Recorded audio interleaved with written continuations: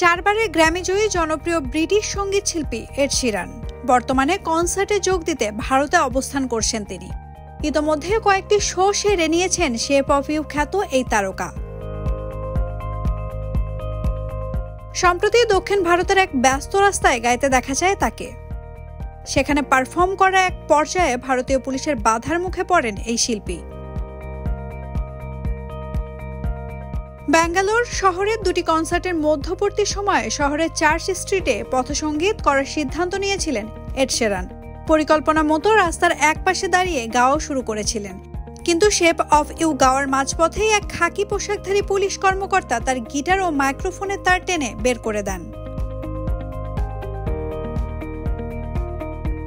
সামাজিক যোগাযোগ মাধ্যমে ছড়িয়ে পড়া সেই ভিডিওতে দেখা যায় এতে হতাশ হয়ে শিরান হাত তুলিয়ে প্রতিক্রিয়া জানান।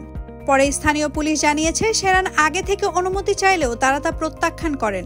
একজন সাধারণ নাগরিক হেল্পলাইনে কল করে এড শিরানের রাস্তায় দাঁড়িয়ে গাওয়ার বিষয়টি জানালে পুলিশ দ্রুত ব্যবস্থা নেয়।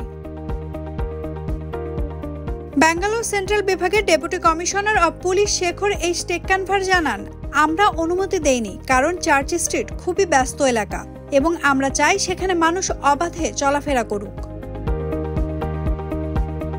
তবে এড শিরান দাবি করেছেন পারফরম্যান্সের অনুমতি তিনি আগেই পেয়েছিলেন। তিনি বলেন, আমাদের বাস্কিং এর অনুমতি ছিল। তিনি ইনস্টাগ্রামে জানান, এটি পূর্ব পরিকল্পিত পারফরম্যান্স ছিল, আমরা হুট করে হাজির হইনি। ঘটনাটি ভাইরাল হয়ে গেলে সোশ্যাল মিডিয়ায় মিশ্র প্রতিক্রিয়া দেখা যায়। কেউ কেউ লেখেন, চার্চ স্ট্রিটে হেঁটে যাচ্ছিলাম, হঠাৎ এড শিরানকে লাইভ পারফর্ম করতে দেখলাম, কি দারুণ শহর।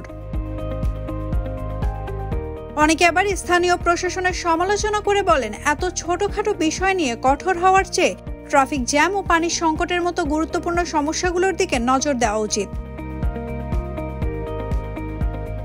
বেঙ্গালুরু কনসার্ট দিয়ে গত 9 ফেব্রুয়ারি থেকে এড শিরানের ভারত সফর শুরু হয়েছে।